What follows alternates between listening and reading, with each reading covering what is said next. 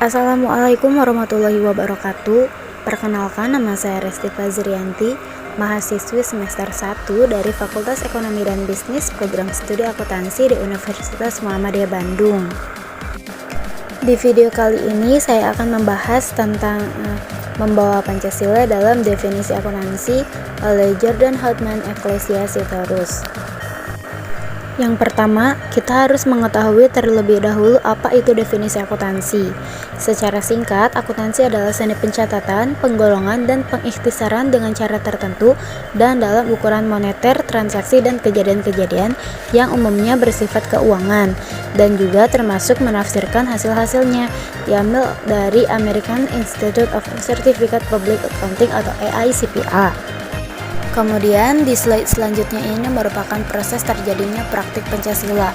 Yang pertama ada masyarakat kapitalis, berasal dari paham kapitalisme yang merupakan paham membebaskan pihak swasta untuk berperan dalam roda perekonomian suatu negara. Pihak swasta ini biasanya adalah suatu perusahaan atau perorangan yang memiliki modal besar, baik modal berupa dana atau sumber daya lainnya. Dengan begitu, pemerintah tidak bisa melakukan investasi pasar untuk mendapatkan keuntungan bersama.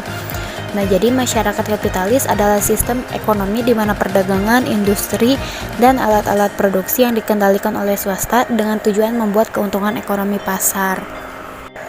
Terus ada ideologi kapitalis. Ideologi kapitalis memiliki unsur kata ideologi dan kapitalisme. Ideologi merupakan kumpulan ide atau gagasan, pemahaman-pemahaman, pendapat-pendapat ataupun pengalaman. Sementara kapitalisme secara etimologis berakar dari kata kapital yang berarti modal. Modal yang dimaksud di sini tidak dimaknai dalam artian sempit uang ya.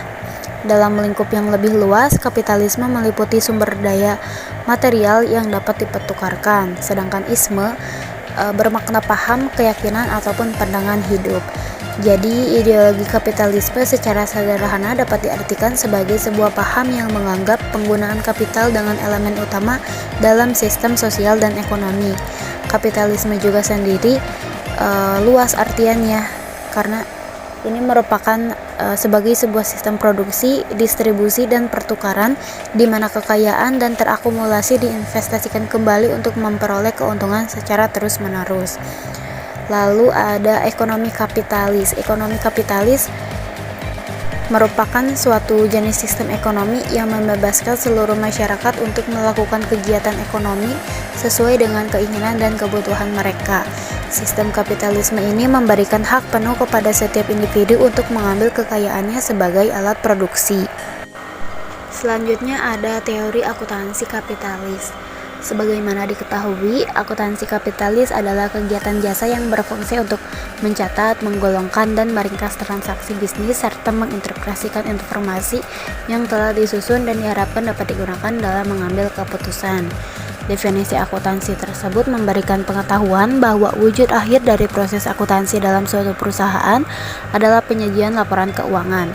Laporan keuangan ini akan diserahkan kepada para pengguna akuntansi atau users, khususnya pemilik modal, dan karena keputusan yang diambil banyak berkaitan dengan masalah keuangan, oleh karenanya hasil perhitungan akhir dari laporan keuangan adalah laporan laba ataupun rugi. Laporan laba atau rugi merupakan keadaan dari pemilik suatu perusahaan, padahal dalam operasional suatu perusahaan, keberadaan buruh sangat menentukan posisi laba atau rugi dari perusahaan.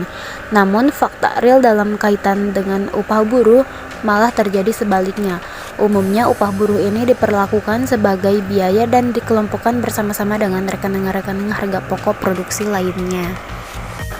Lalu, akuntansi yang dibentuk oleh lingkungannya dalam hal ideologi ini akan dapat mempengaruhi jiwa dan alur pikir dari akuntansi.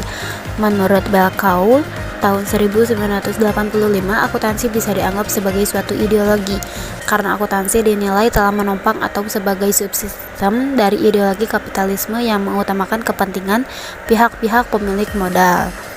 Diambil dari Harahap tahun 1997 nomor 28. Akuntansi sebagai salah satu alat yang memiliki kekuatan untuk menopang kapitalisme serta mengeliminasinya dengan mengutamakan kekuatan-kekuatan pemilik modal untuk mencengkram kehidupan ekonomi seluruh masyarakat dengan pengendalian dan pengaturan-pengaturannya. Dengan begitu kita bisa menerapkan praktik akuntansi kapitalis dengan cara memberikan berbagai bentuk informasi yang penting tentang keuangan yang akan menjadi dasar dalam perencanaan dan keputusan strategis dari perusahaan. Dapat membantu perusahaan dalam melakukan metode yang lebih efektif untuk mengontrol pencatatan dan pengolahan data keuangan agar lebih efisien. Nah, berikutnya ada definisi akuntansi berdasarkan sila Pancasila. Menurut sila pertama, menjelaskan tentang proses mempertanggungjawabkan aktivitas keuangan kepada Tuhan. Menurut sila kedua, menjelaskan tentang proses memanusiakan manusia melalui aktivitas keuangan. Menurut sila ketiga, merupakan proses menciptakan persaudaraan dalam kaitannya dengan kegiatan aktivitas keuangan. Dan sila keempat, menjelaskan tentang proses mengangkat derajat rakyat dan dalam segi aktivitas keuangan. Dan yang terakhir, menurut sila kelima, merupakan proses menyeimbangkan ketuhanan jasmani dan rohani manusia dalam hal aktivitas keuangan untuk membangun perekonomian berkerakyatan. Selanjutnya ada ringkasan singkat tentang manfaat yang diperoleh dari usaha berdasarkan sila Pancasila. Sila ke-1, manfaat yang dapat diperolehnya yaitu ada uang, kepuasan batin, keikhlasan, rasa senang, dan kehadiran Tuhan. Menurut sila kedua, manfaat yang diperolehnya itu ada uang, rasa senang, dan kepuasan hati. Menurut sila ketiga, manfaat yang diperolehnya ada uang, solidaritas atau rasa persaudaraan, dan loyalitas. Menurut sila keempat, manfaat yang dapat diperoleh dari usaha yaitu ada uang dan perasaan bebas. Dan yang terakhir, yang kelima, sila kelima, manfaat yang diperolehnya ada uang, kepuasan batin, rasa senang, dan rasa syukur, dan rasa ikhlas. Mungkin cukup sekian penjelasan singkat tentang membawa Pancasila dalam definisi akuntansi yang dapat saya sampaikan. Kurang lebihnya saya mohon maaf sebesar-besarnya dan terima kasih atas perhatiannya. Saya ucapkan wassalamualaikum warahmatullahi wabarakatuh and see you, bye-bye.